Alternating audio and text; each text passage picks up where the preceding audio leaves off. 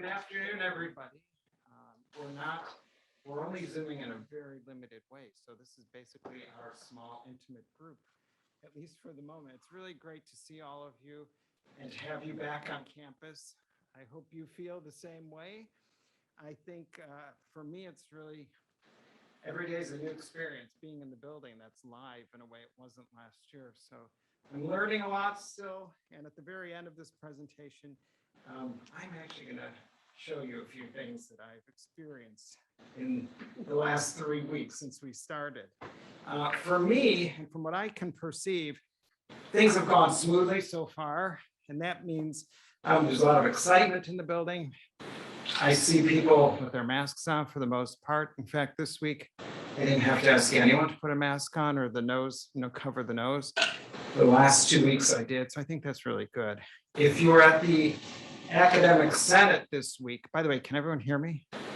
Okay. If you were at the Academic Senate this week, you heard the provost announce the vaccination or the compliance numbers, and they were really high. They've stayed the same for the faculty and staff. That's 100%, which is phenomenal, I think. She of course, was very pleased. For student compliance, it's gone up. And the main reason for that is that students, as you might imagine from your own classes, don't always make the deadline. Sometimes they don't even remember the deadline. So last week, I was given a list of 87 CLA students who are non-compliant and in risk of being disenrolled. So I wrote to every one of them. And you have to remember, they had each gotten several email messages from another office, text message, at least one. And then every time they went into their Blackboard course site, big message coming up saying, you've got to do all these things to be compliant. So maybe they weren't even going to the Blackboard course site, but somehow we missed them. I received 36 responses so far.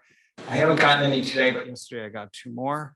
And every single one of those seemed not to realize they were non-compliant. So I got not photocopies, I got attachments of their vaccination records or their approval for exemption, but somehow they didn't follow everything through.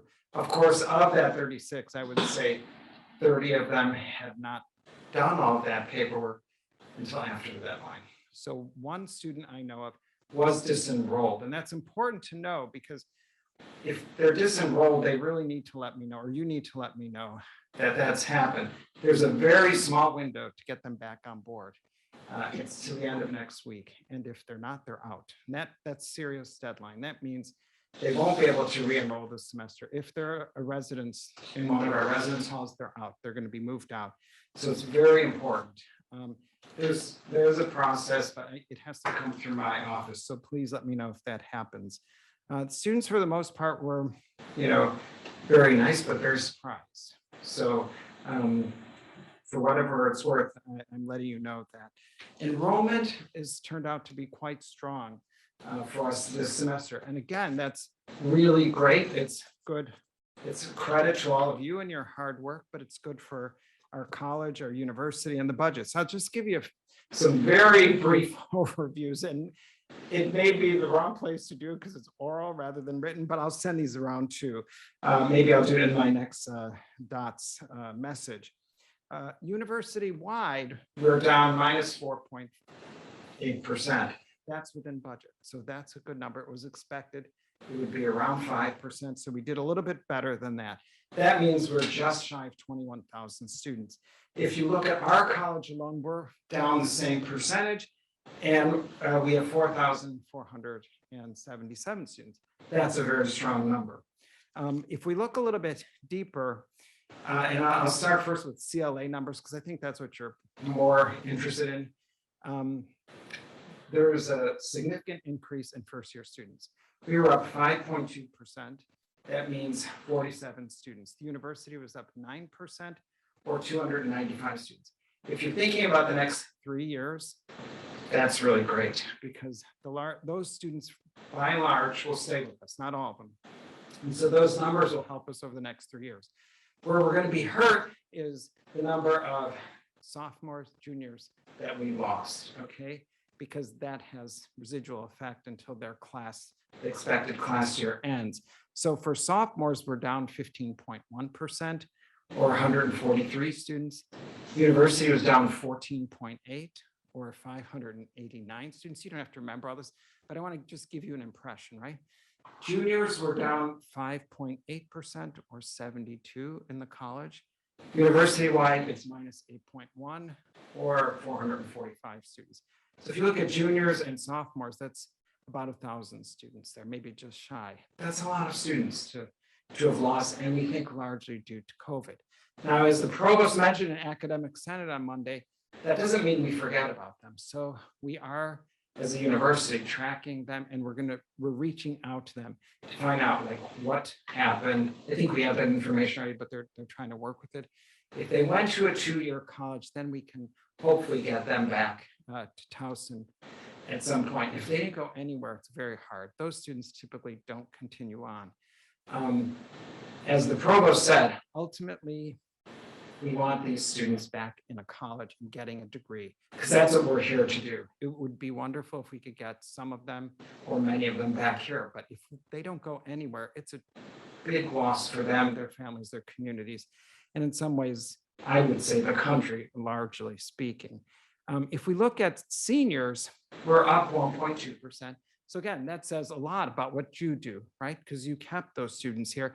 Those are the students who are more invested too, because they've been on campus quite a while before the shutdown.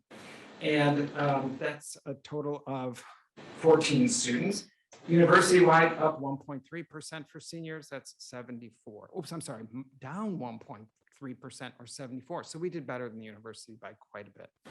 At the graduate level, the numbers were always looking good until the very end, and they didn't end up so good. So I won't skip over them, but I'll say that for us, we were down 15.8%, or 73 students. For the university, we're down 7.4, or 237. If we look at transfers, percentage-wise, we were up a lot. Our college, 1.8%, or 7 students. University, up 100 students, or 5.4%. There's a lot of numbers, but you get the idea. Things are really pretty stable, and that's good. And hopefully next year, we won't see the negative so much in enrollment. We'll still see probably some, but it won't be hopefully as big. I said it was great to see everyone back here. So we're back as a face-to-face campus, which is really nice. A little bit different than we were before the pandemic shutdowns. But I want to emphasize that while I'm really glad you're here today, I would have wished it to be a larger audience. And everyone has different plans and activities. I know the president canceled the activity, the event later today that might have impacted attendance. But I am requiring that all meetings happen face-to-face, okay? Not everyone likes that. I understand that. But our students are here. You're teaching on campus. To continue to rebuild and reconstruct what we had before, we need to come to campus, even for meetings. And so that holds for the college level council committee meetings. I've asked all the department meetings to do that, service meetings as well. We do have Zoom today for sign or interpretation purposes, because with the mask, it's very difficult to communicate and sign at the same time. Much is lost. So it's sort of like leaving out words in every sentence. We don't want that to happen. But this is also an equity question. We can't be getting into deciding who gets to come and who doesn't get to come. Who gets to do this? No, the expectation is you're here. Before COVID, people didn't make everything. We may forget about that. Well, you made an adjustment. What did you do? You didn't Zoom in, probably. You provide that information to whoever didn't come, or they got it from someone else in the department. So that's the way we should be thinking about face-to-face. I want to just thank everyone who participated in the Middle States visit. I'm not going to ask for a show of hands, but I think at least some of you did. And that was really important. It resulted in a reaccreditation for the university recommendation. That's the preliminary report. We won't get the final quite yet. And we had recommendations rather than requirements. Now, I didn't know what that meant, because where I came from, it was a different accrediting body. Recommendations are a good thing. Requirements are not a good thing. So that's really positive for the university. So thanks if you spent time talking to any of the members of the Middle States team. They were, from my perspective, very engaged. I had not, at my other university, heard those kinds of high-level detail questions. So in one of the dean's meeting, they told us what page, what paragraph, what sentence, and I was a bit taken aback by that, but clearly they knew the document, right? So that was encouraging in that respect. So a lot of the conversation and meetings I attended had to do with the university's transition to, or movement to, an R2 status.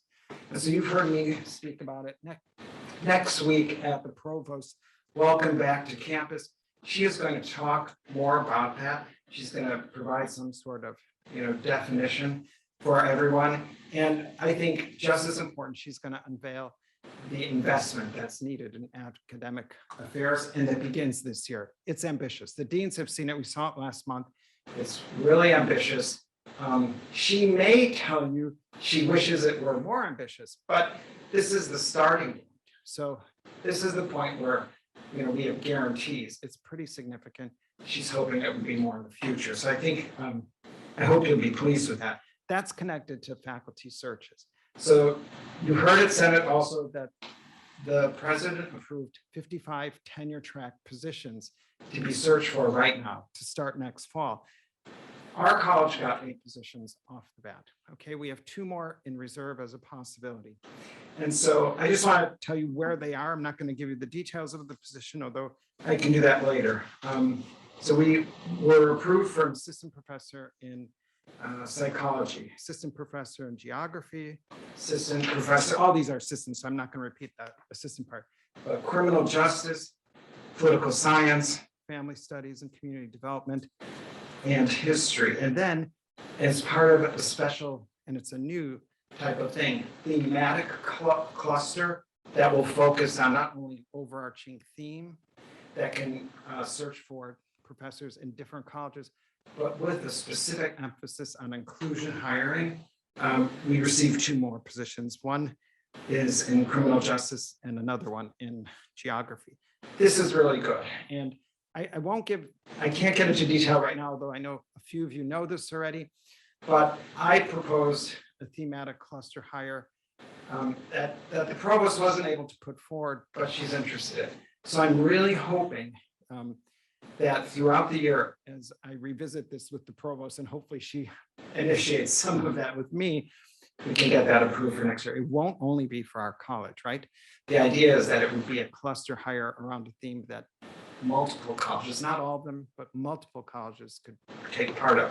And of course, part of the reason we want to have cluster hires in diversity is that it's much easier when you bring underrepresented faculty members from underrepresented populations in at the same time. Because generally speaking, and it certainly holds on our campus, we don't have many faculty members from underrepresented populations. And often those faculty members feel additional burdens that many of us would not ever experience or even maybe be aware of. And so they need people to support them other than their chairs maybe, or us as colleagues. They need other people who've come in at the same time, who may have had similar backgrounds and who may be having similar experiences here and additional work that can often go fly under the radar and not be recognized, say, in some of our PTRM processes. So hopefully that will work very well and will succeed and so forth. Now I mentioned the searches, and I should tell you that each of the descriptions or each of the requests have a special emphasis for grant writing potential. So to help us move to an R2 institution, the preliminary interviews should all be done by Zoom, okay? If I guess there could be exceptions, but I need to know what those were. One of the main reasons to have Zoom interviews is related to equity. I think many of our disciplines used to have, maybe all of our disciplines, we used to do the preliminary interviews at conferences. Faculty who interview candidates, they had their expenses paid. The candidates didn't, okay?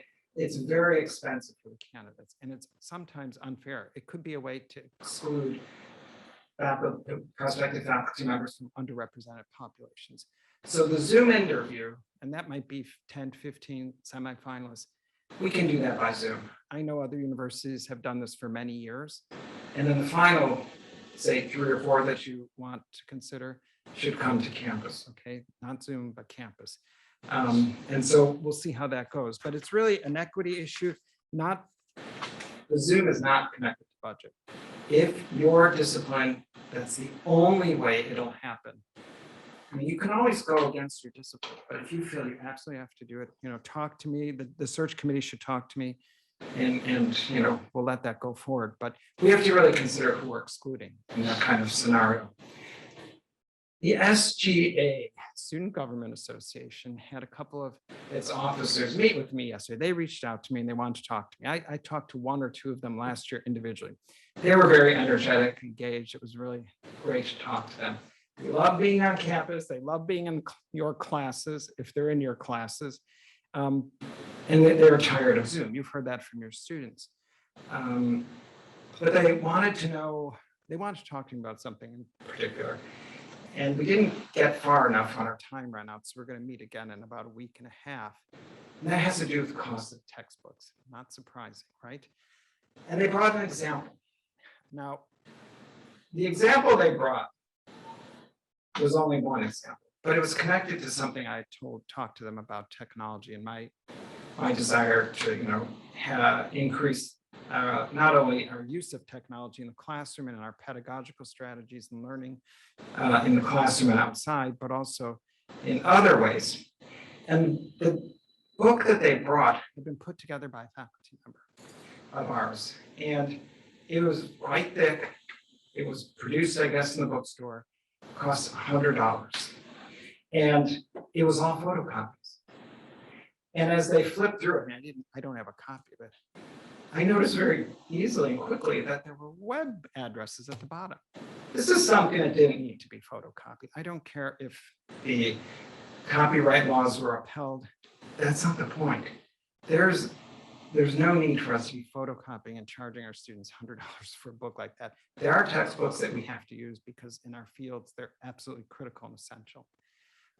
That also suggested to the students, they told me that this professor has no idea how technology works, but they see it in his classrooms too. So we really need to be aware of that. I don't know that anyone in this room works that way, but if you have a colleague who's struggling with technology and you're so inclined to maybe give them a hand, I would do that. A long time ago in my old history department, we struggled with the price of books, and we decided then that we have to have the students buy some books, okay? But more often than not, we could put together our own set of readings, pulling them from JSTOR to Project Muse, wherever. Sometimes putting photocopies of a chapter from a book onto Blackboard. But rather than just tell the students, go to the syllabus, click on the link and get it, because you can do that. We noticed that our seniors, our undergraduate seniors, really were struggling with using the electronic databases like JSTOR, Project Muse, Academic Search Premier, and so forth. So instead of giving them the link, we would put enough information for them to understand what they were supposed to read, and then say JSTOR or Project Muse, and then they had to go find it. And so that meant from their first class in history, they had to learn how to use those say collections of electronic materials. That was essential for them to be able to do research later. So we were giving them some sort of skills. It's also not hand-holding them. And so there are many ways to approach it. I'm not suggesting there's one way, but for students to have to pay $100 for photocopies, some of them were faded. I don't even know how old they were. There's something not right about that. And I think we would all agree to it. And I'm not saying don't use any books, but we need to be more thoughtful about this. And I think all of you are. But so the point is, if you see someone struggling like that, or you think is struggling, they don't realize it, go up to your fellow faculty member and just have a conversation without being even direct. That's how we did it in history, because everyone was so careful about hurting anyone's feelings, which I think was great. But eventually we realized we're all struggling with the same things. And we needed to also get the students to acquire some skills they weren't acquiring by their junior or senior year in college. Okay, I also met with SAGE students this week, and so did the other college deans or their representatives, and a month ago. This week was meeting with their mentors. So it was a really big and really exciting group of students. And they wanted us, we were asked to talk about what makes our colleges distinctive. So, you know, the other colleges pretty well, and teaching, it's clear career path, and, you know, they tell what's the minimum salary, what it's going to be in a couple of years, which is quite high. And we could go down the list. So this is a rhetorical question. I'm not asking you to answer, but how would you describe what makes the college distinctive? So if you haven't thought about that, I encourage you to do that. That's really important for us to pause once in a while and think about that. But I'm going to tell you a few things that I told them. We didn't have much time, okay? So I'm cutting a few things out anyway. But I told them, think of 30, 30, 12, 8. And that means 30 undergraduate majors and minors, 12 graduate degrees, and 8 post-baccalaureate certificates. Even though the students themselves, not the mentors, the students were first-year students, I told them about accelerated programs, because some students actually do come in thinking, well, what about my graduate degree? And I explained what it was in a very simple, quick way so that they could maybe remember it and take it away. I told them about all the student groups in our college. I told them about the different ways to become engaged as they move along. So if you sit on a committee or college council, you know that we have students now on many of the committees that where it's appropriate. I told them about our Democracy Today initiative that we're getting going. Same with the commemorative events calendar. I told them about the Writing Center being housed here and Baltimore Hebrew Institute as well. Because it's a very diverse crowd, and you don't know who you're talking to. And many of the students have no idea what they want to study. So, you know, it's good to be really general. I also told them about the Dean's Student Advisory Council, which eventually they could sit on. So I wanted them to have a sense of this is a really diverse college. We don't have that unified identity like the College of Education, perhaps, or business or the sciences, although I would argue that they don't necessarily have as much unified identity either. Want them to understand that we do have some things in common. There are certain things you can do here if you're interested and willing and want to, right? We're going to be hearing more and more about leadership initiatives on campus. And Karen and I attended workshop this week for the deans, associate deans. That was led by Towson University's inaugural Leader in Residence. Has anyone heard? Now you can just show your hands. Have you heard of the inaugural Leader in Residence at Towson? Let alone know who that is. So this person came, you've heard of it. Oh, it was in one of those. It was in the summertime. Yeah, that's right. There was an interview with this person. So the person arrived just before, well, I think just about the time the COVID shutdown started. And so I had sat on a search committee with her, but I never met her. It was the first time I'd seen her in person. And it's retired General Major, I think it's Major General Singh, Linda Singh. And she is the first inaugural Leader in Residence. And she had us engaged in a variety of projects in different groups. And we'll be getting together with her again, but you'll hear more about her and her initiative on campus. I'm going to invite her to meet with the chairs next month.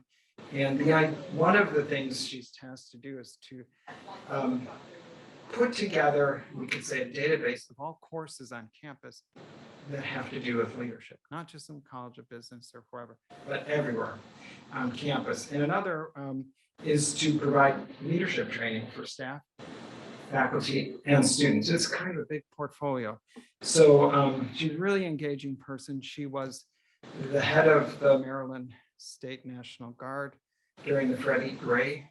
I don't know how it's described here. You know, in Chicago, we would say, we wouldn't say incidents, but we would say unrest, but I don't know how you describe it here. And she told us in very moving ways of what her role was. She was very new in her position. She'd only been 90 days in that position. The governor was new at that time, 90 days. And then the dynamics between the governor, her, and Baltimore city and county, I think, officials. Very interesting to hear. And also, it was very interesting to hear all the other people at this workshop, their thoughts about leadership, because it means so many different things. And so you have that to look forward to. I have a couple of announcements before I wrap up. One of them is that on October 8th at 3:30, we will have in person 2 student research presentations. And these are students who received funding from the Dean's Office for, I believe, Paul's summer research. Am I right? Yeah. So they did this last year by Zoom, but I encourage your colleagues or your faculty to attend, because students want that experience. And that's what we, I think, owe them too, even if you don't have a student presenting. They're always very interesting. We'll be starting a monthly brown bag series starting next week. I have to, finalize the themes, but I'll send those dates out very shortly, probably in my next DOTS message. So the first one is next Wednesday, the 22nd, and that'll be 12:30, I believe, to 1 o'clock. And it'll be in the new faculty lounge. I'm not going to ask for a show of hands who's been there, but the Keurigs are there, the teapot is there, and only yesterday I learned that because of some state laws and funding laws and all of this, we can't provide anything for you more than that. We cannot provide the cups. We can't provide tea unless it comes from a different source or I donate it or something like that. So you're going to have to, there's a note on the whiteboard about where to get water. You have to bring your own. I'm sorry to say that. I really had no idea how it worked. I just noticed that in the dean's office, people bring what they drink. It seems like I haven't asked anybody. I didn't know there were any restrictions on how we do that. So Teresa afterwards can provide all the details on why we can't provide you that coffee and tea. And then you may or may not be aware that this morning students were told that the December commencement ceremonies are canceled. And instead, the December graduates and summer graduates will be able to participate in the ceremonies in May. So if you look at the calendar, the semester ends really close to the holidays. So that's one last thing you'll have on your calendar for December. I've announced this already in writing, but it's worth saying again because it is such an important thing. The Elkins Professorship, the Wilson H. Elkins Professorship for 2022, Paz Galupo received that. This is a great distinction. She's a professor of psychology. The university was allowed to put forward one faculty member for this award, and it's a competitive process among the deans. So how that works is the deans put forward one person from their college and make an argument in front of the other deans. The provost does not participate. I thought it would be highly competitive last year in the sense that I thought, we kind of pushing each other around it through Zoom. But it turns out the deans are not competitive in that way. So I was happy to know that. And I was really thrilled that Paz's name went forward. Did not win her the award, right? It was just to be considered for it. And then she found out earlier or later in the summer that she was selected. Her research will focus on understanding, and I'm going to kind of read here, understanding unique legal and cultural factors that impact the healthcare experiences of and lead to health disparities for transgender and non-binary Marylanders. As part of this project, Paz will develop a comprehensive state-level trans health survey in partnership with Trans Maryland. So I think if you haven't had a chance to congratulate her, it's worth doing. That's a really important honor. And then finally, in my announcement section here, I want to remind everyone, or if you weren't aware, that next month at our town hall, President Schatzel will visit us like she did, I believe, in the spring. And so send your questions, even now, you can do it now, to cla@towson.edu. And the way it works is Dr. Schatzel's office will approach me about a week beforehand and ask, what are the questions? What is the format? The format's going to be the same. Now she knows, but it's good to repeat.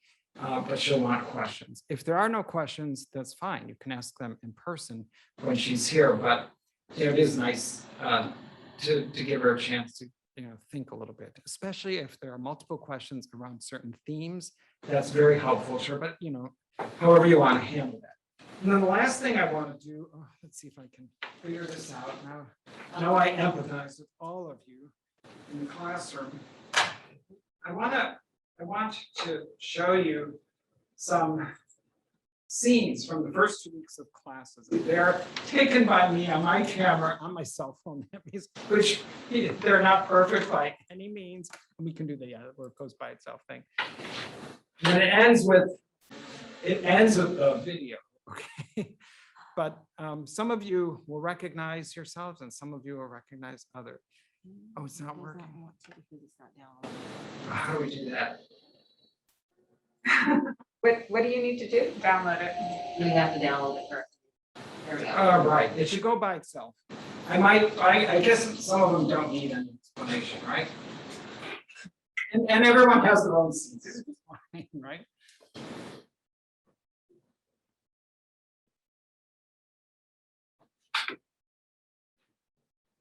This is the first day of class. So far, these are all first day of class scenes. The excitement. This class hadn't even started. You can see one person, one student front row look back, like, what's he doing? And then I went around to different offices, saw people in the hall and decided, let's do some selfies. I'm not very good at it. But you can see the smiles coming through and the excitement coming through despite the masks.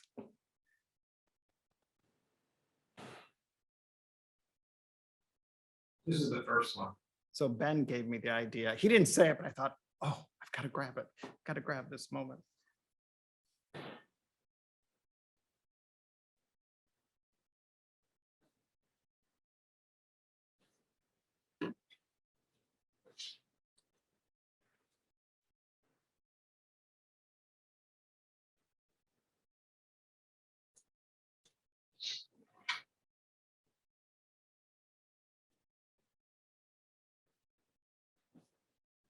We often don't think of taking photos of our everyday lives. I started doing this at conference presentations.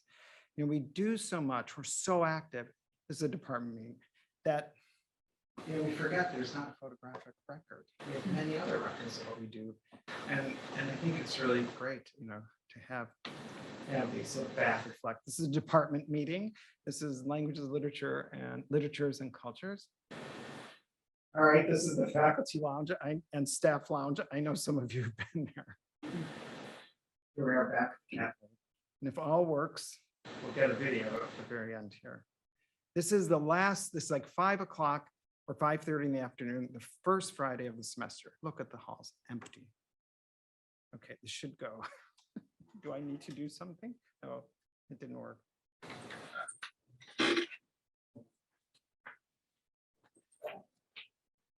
And then I'll have time for your questions. It doesn't really have sound.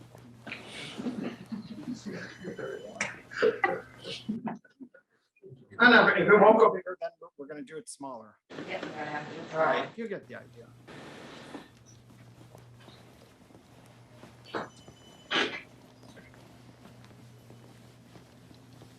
You have a low production budget. It's like 0 or minus.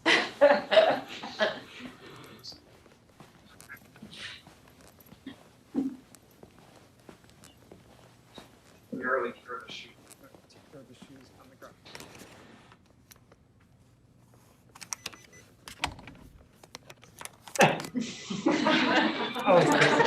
It was not planned. The one take. Here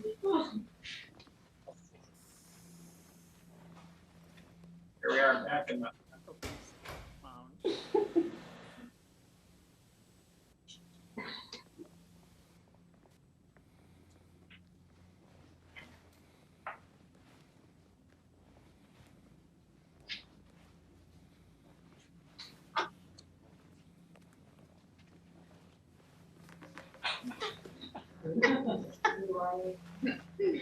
I told you that. Thank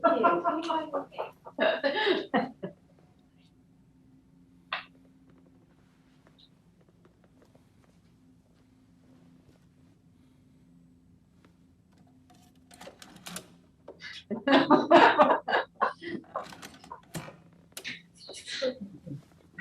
This is my favorite personal.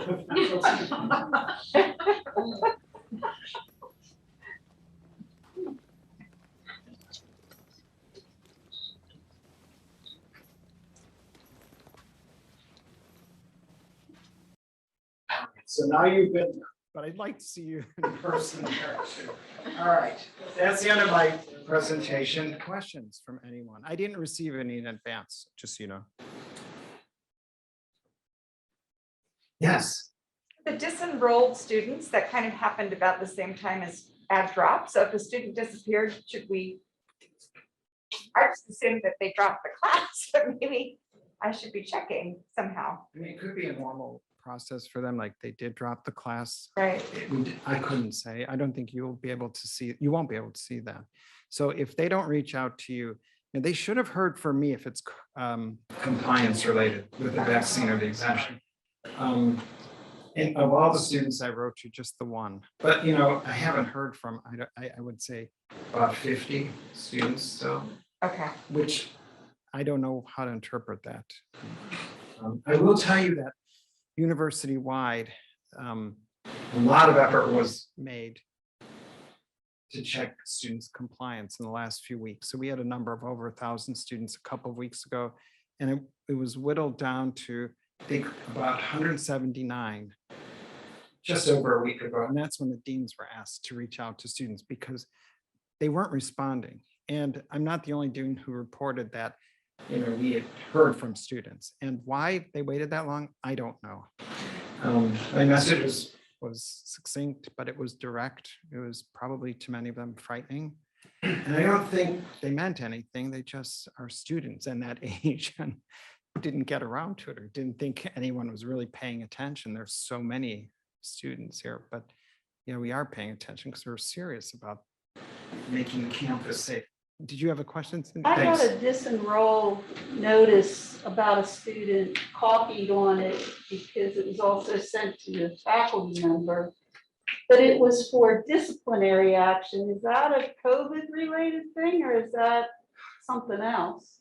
I don't know. It could be, but my understanding is they should have, if it was COVID related, that should have been indicated too, but you could follow up with the student if you want, or the Yeah, it faculty didn't member say can. COVID, Yeah. it just said disciplinary action, that they weren't allowed to be on campus and, you know, all of That that. sounds like more, because I don't think students were kicked off of campus. If they Okay. were disenrolled, that could be more. Yeah, Yeah. yeah. I mean, we still have everything that we always had, right? All of disciplinary matters, financial matters, Right, academic, all of that continues. And so it's a little bit confusing or even maybe impossible to tell what the reasons are. Yeah, and because so much confidentiality is attached to all of those, yeah, it's not easy to find out. But if you really want to know, send me a message and I'll send it on, Okay. or send directly to Bob Giordani, and Yeah. he should be able to answer that, even if he can't tell you anything. Any other questions? So does everyone feel like they have free time now that the 4 o'clock event was canceled? Anyone who's planning to go to that? That was not part of anyone's social evening. My family is finally here, the few members that are here. And that was our social event tonight. So now we don't have anything. But well, no, I've already got tonight. We've already put something together because nobody wants to stay home anymore. So. Yes. Well, I have a comment about the textbook thing that you were talking Mhm. about. Like, we had I don't know where I heard this, but it was in some session with a librarian that when you post things on Blackboard electronically from Cook Library, if you can use the permalink instead of doing a PDF, that gives the library an indication that you're using it. Sure. And therefore is, you know, might incline them to keep it if it's something that, you know, they might Yeah. get rid of. They can get, like, particularly if it's like a journal article, if you use permalink, then the library has a record that somebody's using it in their classroom, and so they might be more likely to keep getting that journal if there's a record of use, but if you do a PDF, they don't get any record that you've used Right, it. right. So that's just, something that might be important for faculty to That's know. good. Yeah, good information. Yeah, I mean, I don't remember, I've talked to the librarian many times about different issues. I know we talked about collections and what you just said, Cindy. I don't remember how they look at syllabi, if they do at all. I know this, our new librarian is very much into, bringing in as much information to save the collection and then expand it, right? And the provost is very supportive of the library, which is a good thing. So I don't know, do you supply the library with a copy of your syllabus, or is that something they just? no, this is just Okay. through Blackboard, Yeah, like if right. you're posting something on Blackboard and you use the permalink, then the library knows you've used it. Right. If you put it on as a PDF, they Yeah. don't know that you've No, of used it. course not. That's a good suggestion. I'll ask Susanna, the dean, about that. Because I know she's gathered all kinds of information and done some new things in terms of gathering. It's not a surveillance matter, just so you know, she's not looking at what you're teaching. Yeah. She's looking at things that can help the collection, right? So she's probably not at all looking at any other part of the syllabus, but the assigned reading. Yeah, I mean, I use the content area of Blackboard for posting any assigned readings, so, but I don't actually put a link on the syllabus, but I guess I could, I think it'd be the same thing if you were using a permalink. It would still get recorded even if it was on the syllabus, but I just tend to post all that in Blackboards in the content area, so. Thank you. Teresa, I don't know, I can't see, it's coming in by Zoom. I don't know if there are any questions.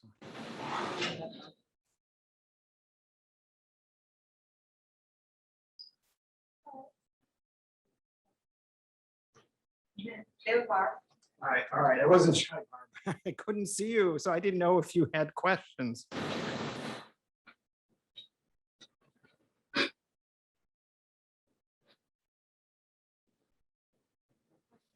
All right, thanks.